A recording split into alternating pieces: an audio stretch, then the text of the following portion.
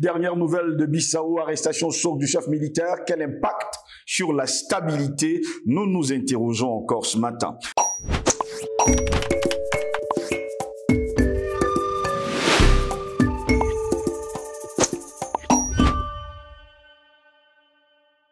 Très heureux de vous retrouver sur Panafricaniste TV. Madame, messieurs, bonjour. Bienvenue à toutes et à tous à cette édition de Parole panafricaniste. L'état-major de l'armée bissau-guinéenne a annoncé vendredi dernier l'arrestation du chef de la garde nationale, ajoutant que la situation est sous contrôle. Dans la nuit de jeudi à vendredi 1er décembre 2023, des éléments de la garde nationale de la Guinée-Bissau ont pris d'assaut des cellules de la police et ont libéré le ministre des Finances Souleymane Seydi et le secrétaire d'État au Trésor Antonio Monteiro, qui avait été arrêté dans le cadre d'enquêtes sur les retraits présumés de 10 millions de dollars, plus de 6 milliards de francs CFA de fonds publics. Après leur libération, les deux responsables du gouvernement ont été conduits vers une caserne située dans le sud de la capitale Bissau. Alertés, les forces spéciales de la Guinée-Bissau sont intervenues après l'échec des négociations. L'intervention de cette unité très stratégique a permis de mettre la main sur le chef de la garde nationale et de contrôler la situation, nous dit-on de ce côté-là.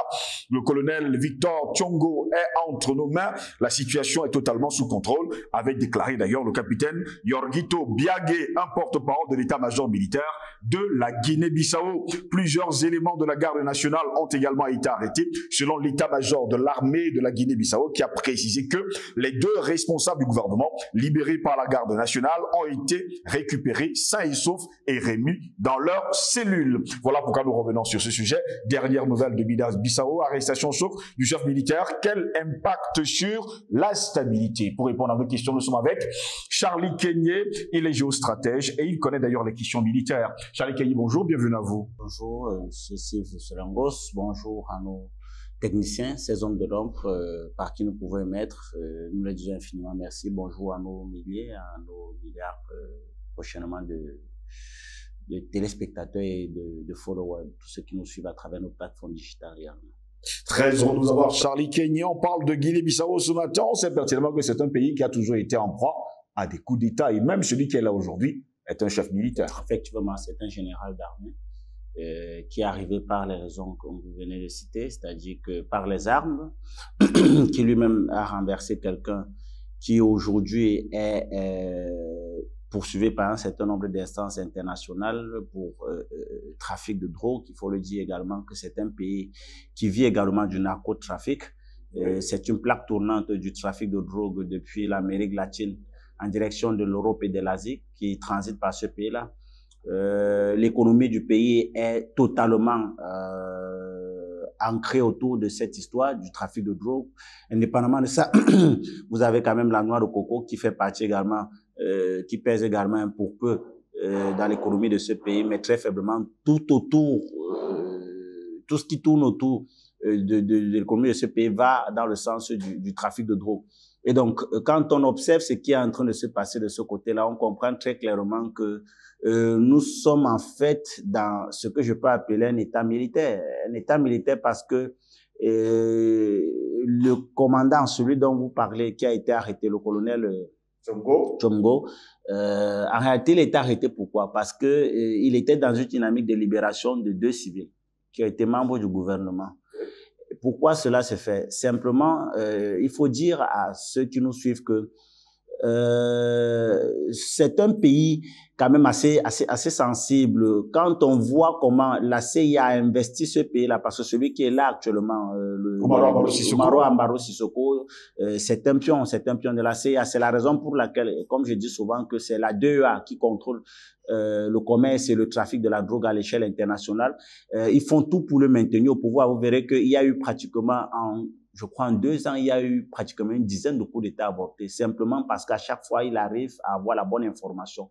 Il est très soutenu par ceux-là parce que ils savent très pertinemment que si quelqu'un viendra au pouvoir et qu'il n'entre pas dans ce complot international ou alors ce trafic international, cela va prendre un coup. Et donc, pour cela, on essaie justement de manœuvrer en interne pour voir dans quelle mesure maintenir celui-ci au pouvoir et indirectement, il y a des forces internes parce qu'il faut dire également également que vous avez des forces internes qui disent très clairement que ils en ont marre, si on peut le dire ainsi, de ces autorités militaires qui sont au pouvoir et qui, par un certain nombre de jeux d'alliance, avec bien sûr des dissensions au sein de l'armée, essaient de voir comment faire pour ramener les civils au pouvoir. Donc, c'est cette dynamique-là, alors c'est cette confrontation-là qui nous amène à de pareilles situations qui font en sorte que aujourd'hui, des militaires se retrouvent à vouloir libérer des civils pour finir par eux-mêmes être arrêtés. Et c'est triste, mais la réalité de tout ce problème, c'est que celui justement qui exerce le pouvoir là-bas est très protégé, est très assisté et est très aidé.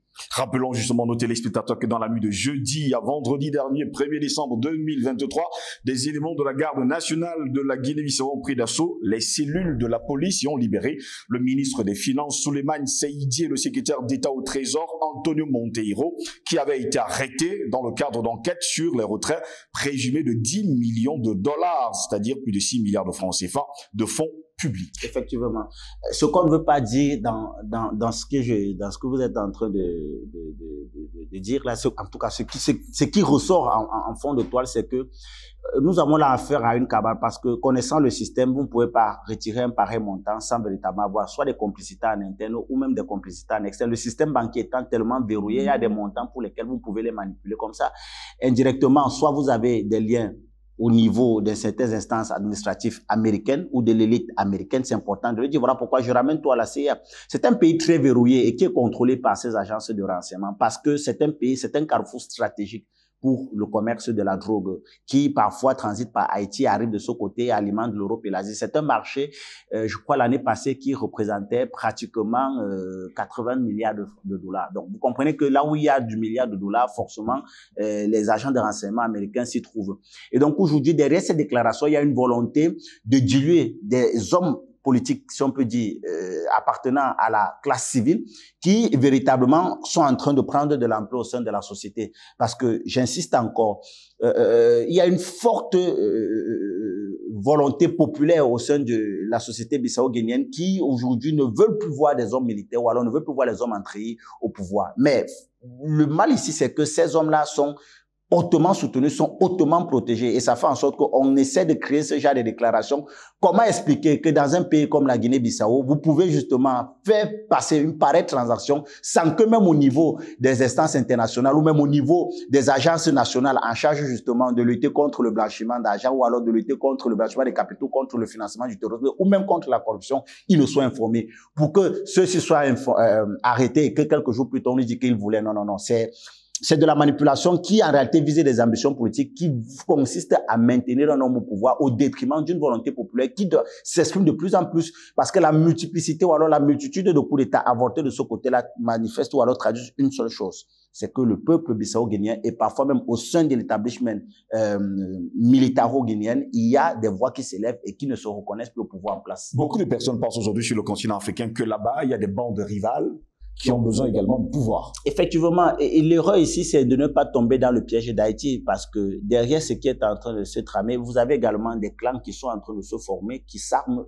fortement et qui peut-être demain peuvent défier l'autorité de l'État. C'est-à-dire qu'aujourd'hui, on s'est rendu bien compte que la classe politique, quand même assez désorganisée, et c'est fait à dessein, facilite justement le maintien au pouvoir de ce régime militaire, quand même assez difficile. Et cela a créé une autre, je peux dire quoi, type d'opposition, si je peux le dire ainsi, qui en réalité sont des bandes armées, sont des groupes de gangs qui, à travers justement ce trafic de la drogue également puise un peu dedans, arrivent à s'acheter des armes et qui véritablement menacent l'autorité de l'État. Donc, nous sommes dans une situation implosive qui peut amener justement ce pays-là au bord de l'explosion. Malheureusement, et j'insiste encore, malheureusement, c'est que l'homme qui est à la tête du pouvoir ne veut pas lâcher un peu.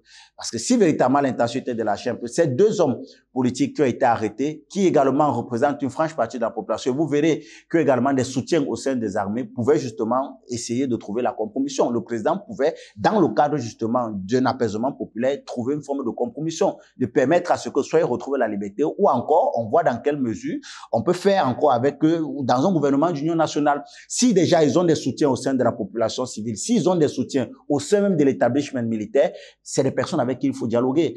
à moins que justement, vous êtes dicté par une force de l'extérieur qui vous dit véritablement qui est votre ami, qui n'est pas votre ami et avec qui vous devez marcher, avec qui vous ne devez pas marcher. Et j'ai comme l'impression que nous sommes dans cette logique-là parce que, dans le fond, dire qu'ils ont un détourné pareil montant similaire, c'est impossible. À la limite même, c'est très faux, c'est pas possible. Avec le système financier. Juste parce qu'on voulait les écarter. Exactement, juste parce qu'on voulait les écarter. Et peut-être parce qu'on voit en eux des personnes ou alors des challengers à même justement de renverser l'homme pour qui véritablement exactement voudrait qu'il se maintienne là. Seulement, il y a quand même une curiosité. Charlie Kenyé, après leur libération, les deux responsables du gouvernement ont été conduits vers une caserne militaire située dans le sud de la capitale Bissau. C'était pour rencontrer les militaires? Non, je pense qu'en réalité, c'est simplement, on le vit un peu ici avec... Lorsque vous devenez dangereux pour un système, on ne vous garde pas en prison, on vous garde au sein du... Oui, on les a libérés. Lorsqu'on les a libérés, ceux qui les ont libérés, les ont plutôt amenés dans une caserne militaire. Oui, ceux qui les ont libérés, les ont amenés dans une caserne militaire. Il faut dire que moi, j'ai plutôt l'impression qu'en réalité, ici, l'intention est soit de faire peur, soit d'essayer peut-être de rallier le discours. Parce que on comprend très bien qu'il y a des factions armées. C'est un pays aujourd'hui. Le dernier coup d'État, je crois, c'est un capitaine, ça a avorté. Aujourd'hui, on nous parle d'un colonel. Donc, vous comprenez très bien qu'il y a des factions dissidentes au sein de cette armée-là qui font en sorte que si le discours peut être conciliant avec ces hommes-là, je crois qu'il faut faire avec. Mais j'ai comme l'impression que c'est une dynamique qui va en dehors justement de ce qu'est voulu par celui-là qui dirige le pouvoir aujourd'hui, à la personne de Umaro Embalo Sissoko. Parce que très clairement, l'objectif de celui-ci, c'est de tout faire pour éliminer ces deux personnages. Or, il y a des hommes qui ont une aura comme ceux-là qui non seulement bénéficient du soutien de votre peuple, mais également d'une partie de votre armée qui en principe est censée vous rendre compte. Soit vous les éliminez physiquement, soit vous faites de la conciliation, soit vous les envoyez en exil. Et donc, peut-être nous sommes dans des démarches de nature à voir laquelle des trois options va être la mieux, non seulement pour Umaro Sissoko Embalo, pour ceux qui veulent qu'il reste au pouvoir, parce que c'est ça également le problème. Il y a des gens qui veulent pas qu'il parte et qui sont en train de s'arroger le droit de tout faire à ce qu'il reste. Mais malheureusement, les pressions sont en train de monter de plus en plus. Cette multiplicité de coups d'État démontre à suffit qu'il y a des forces, il y a des paramètres en interne que ceux-ci ne maîtrisent pas. Et peut-être nous sommes justement dans une dynamique de négociation, de conciliation pour permettre à ce que ce pays évite le chaos. Maintenant, on nous fait savoir qu'ils ont été arrêtés. Quel impact sur la stabilité? Parce que si ces gens-là jouissent d'un soutien militaire et surtout populaire, est-ce qu'on peut parler réellement de stabilité dans les heures qui viennent du côté de la Guinée-Bissau? Non, stabilité, c'est un mot trop fort pour ce pays. Alors, nous parlons, un pays qui nous sait les coups d'État après chaque 3 mois, vous ne pouvez pas parler de stabilité. Tentative de coup d'État après chaque 3 mois, vous ne pouvez pas parler. Je pense plutôt que nous sommes beaucoup plus dans une dynamique de conciliation parce que les acteurs, que ce soit sur le plan politique et même au niveau de l'établissement stratégico-militaire, il y a des acteurs qui sont mécontents, il y a des dissensions. Je pense qu'ici, l'heure est à la conciliation, l'heure aux échanges, l'heure à la négociation. Et donc, fort de cette réalité, on ne peut pas parler de stabilité. Par contre, on doit observer parce que à tout moment, ce sont justement les conclusions ou alors les résultats, les recommandations de ceux qui en sortiront qui vont définir l'avenir politique et même sociopolitique de ce pays-là. Mais pour l'instant, on ne peut pas parler de stabilité parce que tous les cadrans sont au rouge. Rien véritablement ne marche en Guinée-Bissau. La situation économique, d'ailleurs, elle est très explosive. Je crois que je suivais encore récemment à la télé, on nous informait du fait que il y a pratiquement 2 mois, toute la chaîne de fonctionnaires du pays n'avait pas pu avoir accès au salaire. La principale économie du pays, on dit être la noix de coco, mais en réalité, c'est le trafic de drogue et peinait. L'activité touristique également qui rapporte beaucoup à ce pays-là avait des problèmes justement de fait de cette situation d'insécurité qui faisait en sorte que les touristes ne se sentaient plus en sécurité et qui impacte l'économie de ce pays-là. Il y a tellement d'éléments qui font en sorte que c'est un pays assez fragile et je crois que si véritablement l'objectif d'Umaro Sissoko Embalo est de conserver son pouvoir, il va falloir faire des compromissions, il va falloir lâcher du lest. Est-ce qu'il s'en va dans cette dynamique-là? Je crois que seul l'avenir nous le dira. Arrêter un colonel de l'armée, Victor Thiongo, n'est-ce pas aussi se créer pas mal de problèmes puisque ce dernier joue également, on le dit comme ça, de sa casquette d'homme de guerre, d'homme militaire au sein de l'armée. Et très humblement, je pense que c'est une grave erreur parce que quand on connaît le pays, la Guinée-Bissau, quand vous arrivez au grade de colonel, c'est un grade assez important, c'est un grade assez, je vais dire quoi, assez fort. Et si à ça, vous ajoutez le fait que ce n'est pas un officier supérieur de l'armée qui s'est levé pour aller protéger ou pour aller aider un autre officier supérieur. C'est un officier supérieur de l'armée qui s'est levé pour aller protéger des personnalités civiles qui pour lui sont représentatifs des masses populaires et donc du peuple. Derrière cette arrestation, si on ne veut pas le dire, le gouvernement d'Umaro Sissoco Embalo risque de faire de ce monsieur un martyr.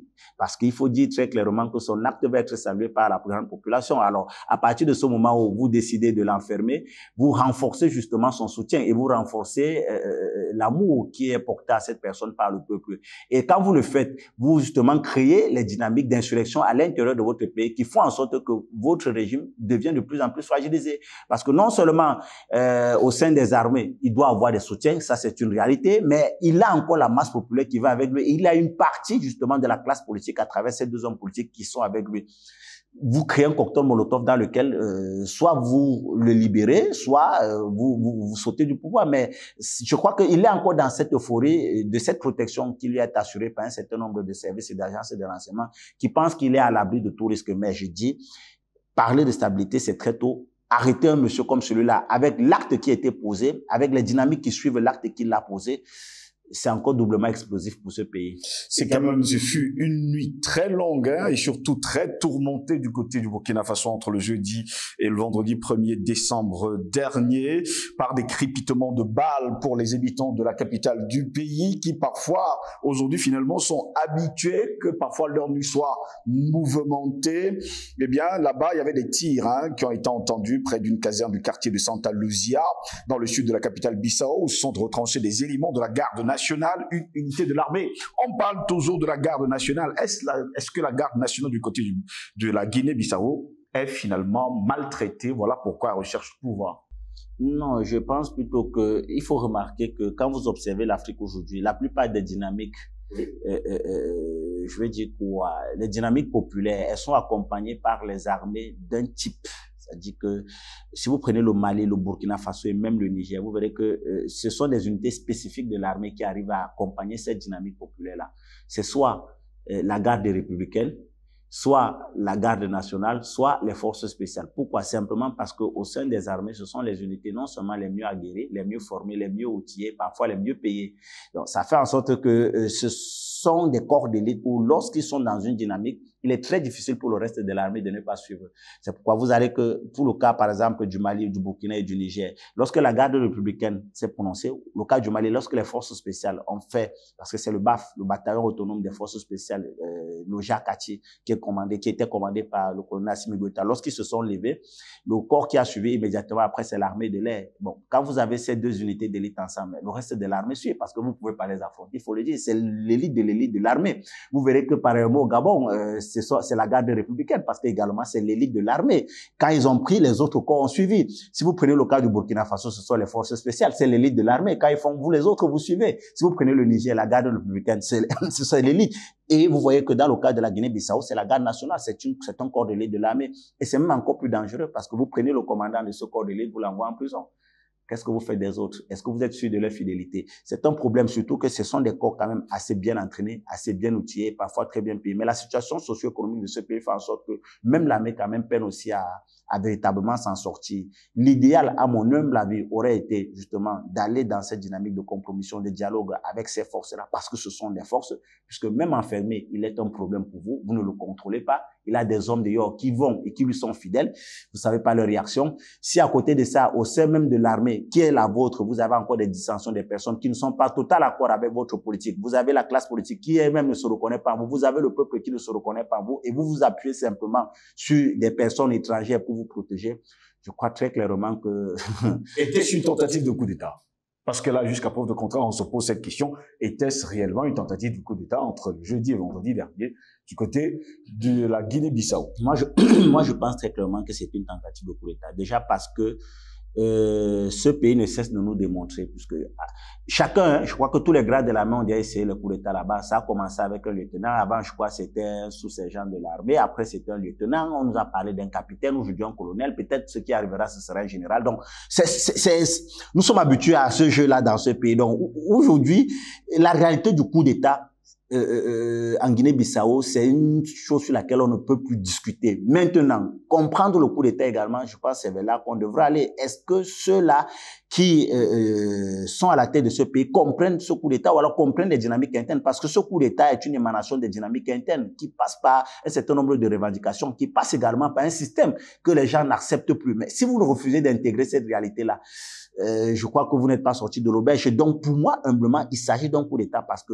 le passif de ce pays-là nous habitue à ça. C'est une récurrence chez eux. Mais sauf qu'on se rend bien compte que plus le temps passe, plus ce sont les grades élevés qui s'engagent dans ce coup d'État. Ça doit nous obliger à nous poser la question, est-ce que celui-là aujourd'hui qui est au pouvoir, qui est un général également d'armée, maîtrise encore ses hommes? Merci à vous, Charlie Kini, d'avoir répondu à nos questions. C'est moi qui vous remercie. Mesdames, messieurs, merci à vous également de nous avoir suivis. Restez sur nos plateformes numériques, YouTube, Facebook, likez, partagez au plus grand nombre. Bonne journée à toutes et à tous.